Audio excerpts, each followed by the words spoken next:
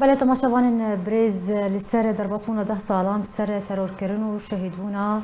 چالاگوان جوان قطنا سر دست پیدوی بابت لگل میوان خواه چالاگوان حمید ابراهیم گوتو بیج دکم جا آلمانیا باوی کراسا راستا بلیمد به برز حمید هفده ما تباش به دروجه که ایرو ده بریا ده سالان شهید جوان قطنا سر دست پیدوی هات ترور کرن جبر چه بریا ده سالان جوان قطنا هات ترور کرن جالی پیدوی و آرمان جوان چو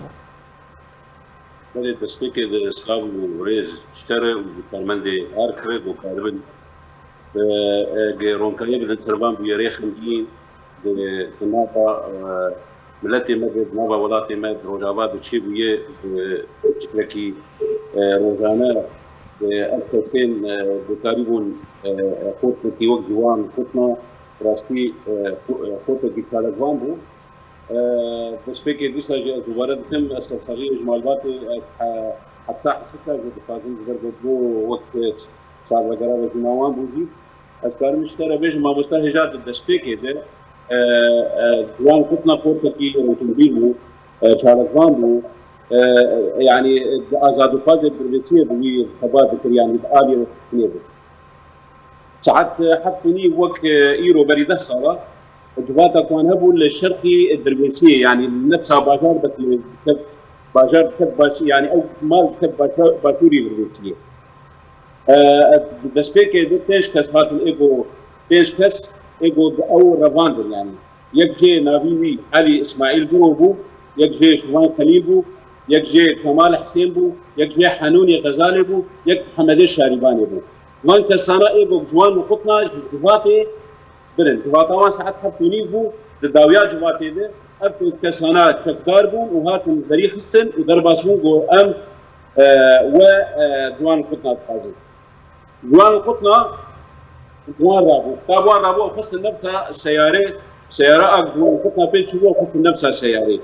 او سيارة ابتز كسانا او برن وتون اب سيارة دويوي ايه رباعي بكت ايمان جبرقو دنيا تاريب بو براتي حبكي ملت البي سياريتشو ملت البي سياريتشون وندابو يعني تناسكر او جبزود شون حتى جو غاش نوي درا البي شاوي الجندي جيف جوتن جندي قطينه الجندي قطينه بيش كاس لوي درا تشان كاس لوي درا حازم يجي حسين شاويش لقباوي هرقول بو لوي درا يجي قدري محمد باقي حموش دربيسيه بو كشتي بويراء 50 اجر كشنا جوان قطنا شهيد بناوي تشيبو ربيع شو روسيا وقتك يكش كوباني الوزراء أحمد بناوي سابق كوباني باش بريز حميد اشخوا تبحثا بويرد كتشاوا تشيبو اف بوير بريا 10 سالان وتشاوا هات ترور كرن جوان قطنا شهيد جوان قطنا بس خوزم تبوزان تمر بحثا رولا ويبك دشورا الشيده حتى كو هات ارمانج كرن جاليه بيديبه ترولاوي هبو ما مستهجم مسألة بيدي وبكك يعني بكك بيماني وام نزار بو قاربن شالكيا فمرين كردستان سوري براستي يعني تجي مد سكنين شالكيا ضد هرد آوي فجوان قطنا خورتك بو يعني خورتك شالاق ووجد آزاد قوانزي دربيسية كار ذكر مصور بو يعني تشتبه آلي رقاندين الباش كار ذكر مسائل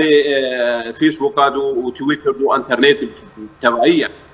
فاجبر بيه كيجي مرج فازي بين زمان انه كا ملت بزانب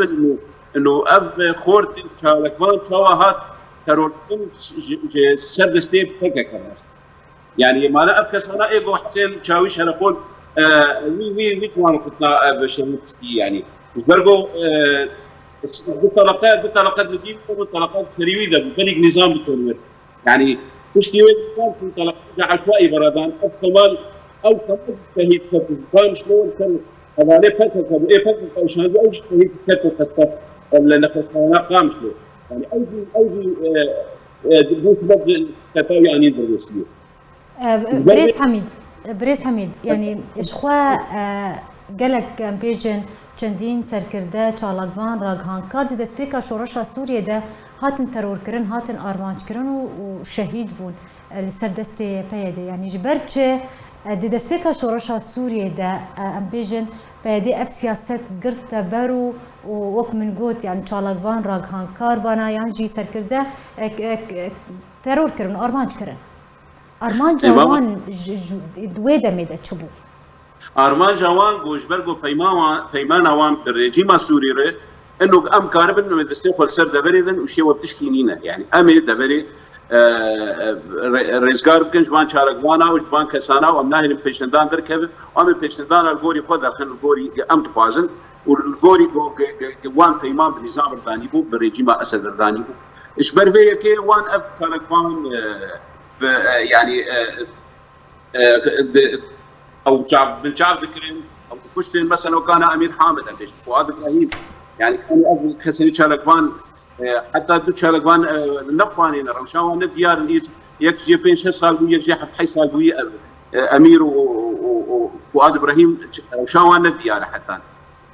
يجبر بيه وان بيمان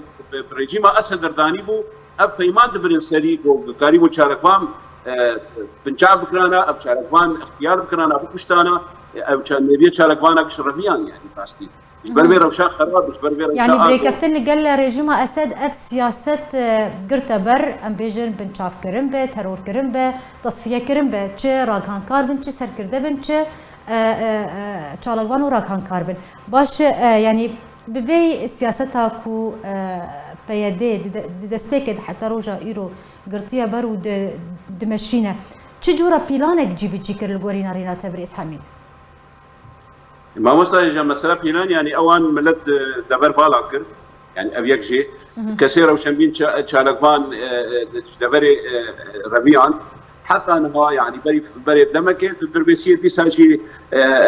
شالكوان نظام الدين علي كوهات شركرين بس هما يعني هناك مابو باتا شركرين كثير يعني ايش برغو هنا روشا ايغو بخواز نافاز كاكا كردستان يجي هر يعني وان شباب كنقول اب بلد شوريك نبرشيفون مساله تن الحزب الواحد يعني سياسه بارتيا كمين او كاس نبوان ربي ايغو نبوان ربي اردوغانينه كاسي نبوان ربي برشيد مين كاسي نبوان ربي كارنس 4 ساعات سر دورا فرنك جبور ربطك نام سكين اب سياسه كشتي مشان براستي يجبر بي يعني مثلا بكك وسياستا بكك يعني اف دجي شاركوانا ودجي شورشا سوري تشيبو بتبعي يعني خاصه دبري كردستان سوري او دجي مرابون اجي شاركوان ودجي مرادو براستي بله زور سپاس بو میوانی ما بريز حميد ابراهيم شاركوان جا المانيا تلقى المبو زور سپاس لسر اخفتن انت